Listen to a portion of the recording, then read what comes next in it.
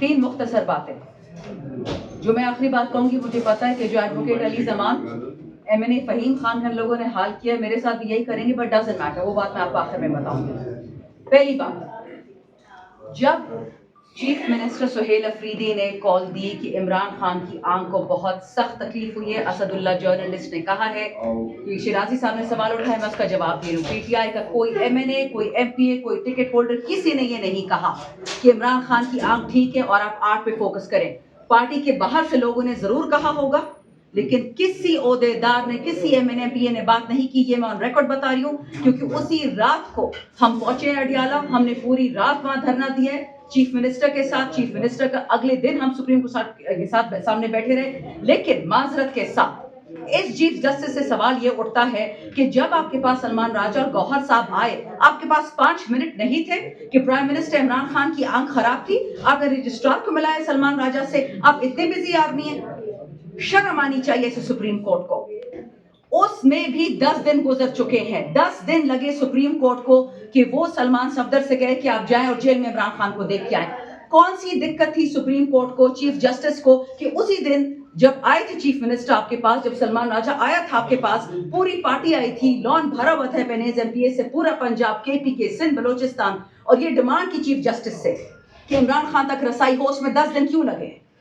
ये सवालों के जवाब हमें देने पड़ेंगे सबको, सारी दुनिया इसका जवाब देगी। और आखिरी बात, इमरान खान साहब ने पिछले 1 साल से बार बार ये कहते हैं कि अगर मेरी जान को खतरा है तो वो एक इंसान से है, chief of army staff Asim Munir साहब से।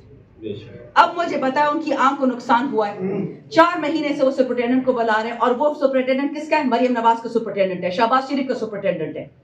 अब जवाब कौन देगा कौम को? हम जब सख्त बात कहते तो हमें कहते हैं ये पागल हैं, ये नंबर बना रहे हैं, लेकिन आप ये मत भूलिएगा कि इमरान खान पूरे पाकिस्तान के वजीर आज़म है, शहबाज शरीफ की तरह 17 सीटों पे नहीं आया। अब जो होगा वो देखी जाएगी। अगर हमारे लीडर को जेल में डाला है, हम सबको डालें, अगर उसकी आंख को तकलीफ है, हमारी आंख को हो जाए। लेकिन ये कभी मत समझे कि ये सोशल मीडिया के ड्रामाबाजी चलेगी, ओ फलाने ने ये कहा, फलाने ने वो कहा। Simple is that. अब हमें जवाब चाहिए, वो सुप्रीम कोर्ट देती है, पार्लियामान देती है, कोई इदारा देता है, कोई ब्यूरोक्रेट देता है, कोई डॉक्टर देता है। बहुत शुक्रिया। अच्छा, एक ये इट्स एन ओपन सीक्रेट, लेकिन मैं आपको अपनी जेल की बात बताऊं। इस अडियाला में मैं भी रहा, बल्कि बहुत सी जेलों में ये बड़ा आसान है। कहते हैं हमारे पास आते थे पुलिस वाले या कोई सरकारी जो भी लोग होते थे, कोई सुपरिटेंडेंट या डिप्टी सुपर, और सर हम तो आपसे बहुत प्यार करते हैं आपके लीडर से, लेकिन ऊपर से यार अगर आप ऊपर से इतने मजबूर हैं तो छोड़ दें उधर। आप जर्नलिस्ट हैं, आप पे कितना प्रेशर आता है, आप बर्दाश्त नहीं करते? क्या आप अपने सेठ की सारी बातें मानते हैं?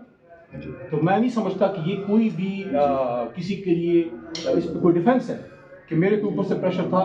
जो सुपरिटेंडेंट जेल थे गफूर साहब, उनकी जिम्मेदारी थी कि जब फॉर्मर प्राइम मिनिस्टर जनाब इमरान खान साहब ने उनको बताया कि मेरी आंख में, वी आर टॉकिंग अबाउट अक्टूबर, इस वक्त हम 12 फरवरी में खड़े हैं, अक्टूबर के महीने में जब सर्दियां आ रही थी, इमरान खान साहब ने बताया था, देखें ये वही इमरान खान है जिनकी इन 2 आंखों की बदौलत आपने दुनिया में वर्ल्ड कप जीता, वो आपका हीरो है। भूल जाए हमारा लीडर है, चेयरमैन तहरीक इंसाफ है, फॉर्मर प्राइम मिनिस्टर है, वो इस कौम का हीरो है। लेकिन अफसोस इस कौम के नसीब में शायद ये है कि कोई खुदा करके हीरो मिलता नहीं है, कोई लीडर मिलता नहीं है। जब मिल जाए तो या उसको मुल्क बदर करते हैं, या उसको फांसी चढ़ा देते हैं, या लियाकत बाग में शहीद हो जाता है, या वजीराबाद में गोलियां मार दी जाती हैं। आखिर कब तक सियासी लीडरान के साथ ये किया जाता है? जो है वो माने जाएंगे, लेकिन आप कह रही हैं कि वो नहीं जी, महमूद खान अज़ीज़ साहब के लिए मुज़ाकरात की बात हुई थी कि वो मुज़ाकरात कर सकते हैं। अब खान साहब की सेहत की बात आ गई है। मैं आपको बता रही हूँ ना, महमूद खान अज़ीज़ साहब हुकूमत से कहेंगे खान साहब को हॉस्पिटल शिफ्ट किया जाए, नहीं करेंगे तो कंटेनर सड़कों पे आएगा। बहुत शुक्रिया। आला साहब ने बनाया, और मेरे ख्याल से कंटेनर की ड्राइविंग सीट पे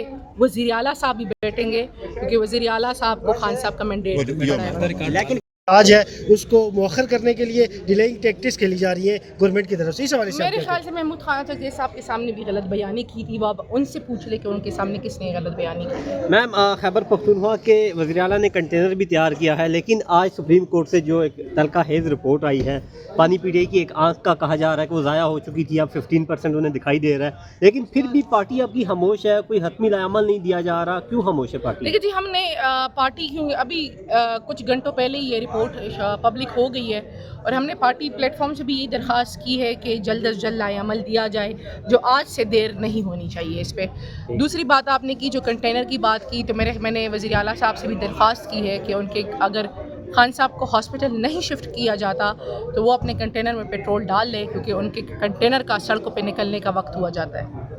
کے پی کے کی جانب سے سہیل افریدی کی جانب سے یہ کہا جا رہا ہے کہ کے پی کے عوام کو میں نہیں روک سکتا اگر وہ صوبہ بند کرنا چاہ رہے ہیں, تو کیا صوبہ بھی بند کرنے کی آپشن زیر غور آ رہی ہے؟ دیکھیے جی بہت کچھ ہو سکتا ہے, بہت کچھ ہو سکتا ہے اگر خان صاحب کو ہاسپٹل نہیں شفٹ کیا گیا. سابق اربی چیف جنرل قمر جاوید باجوہ اور بحیثیت قوم, بحیثیت پارلیمنٹیرین, بحیثیت پارٹی ہم خان صاحب سے شرمندہ ہیں. عبدالغفور انجم سابق اربی chief general Qamar Javed Bajwa washroom میں گر گئی ہے, تو کیا آپ کو سمجھتی ہے کہ پی ٹی آئی کی بدعا لگے گی؟ نو کمنٹ جی. میم پاکستان تحریک انصاف کو کیا کرنا ہوگا, کیونکہ ملاقاتیں بند ہیں, رسائی بند ہے, تو اگلا لائے عمل کیا اپنائیں گے آپ لوگ؟ دیکھیے میں نے آپ کو بتایا نا کہ ہمارے پاس واحد راستہ کنٹینر کا ہے. کنٹینر کے علاوہ اگر خان صاحب کو ہاسپٹل نہیں شفٹ کیا گیا تو ہم سے کوئی امید نہ رکھے کہ ایون ہماری پارٹی والے بھی ہمیں پارٹی ڈسپلن میں سنبھال نہیں پائیں گے. اچھا میڈم یہ بتائیے گا, حکومت کی جانب سے کہا جا رہا ہے کہ پی ٹی آئی طبی بنیادوں پر عمران خان کا ریلیف چاہتی ہے, تو آپ اس پہ کیا؟ دیکھیے خان صاحب نے اپنے یہ جو رپورٹ آئی ہے اس میں کمال کا جملہ بولا ہے آخر میں کہ میری کوئی لامحدود خواہشات نہیں ہے. یہاں پہ زندگی گزارنے کے لیے مجھے کتابیں چاہیے, میں نے ایکسرسائز کرنی ہے, میری چونکہ دانت کا مسئلہ ہے, میری آنکھ کا مسئلہ ہے, میری آنکھ اتنی ڈیٹوریٹ کر گئی ہے, 73 ایئرز آف ایج ہے ان کی, اور اس حالات میں انہوں نے صرف بیسک نیسیسٹیز مانگی ہے. اس کے علاوہ انہوں نے, آپ نے دیکھا کوئی غیر ضروری ڈیمانڈ وہ کرنے پہ کر سکتے تھے جو ان کے ساتھ ہو رہا ہے.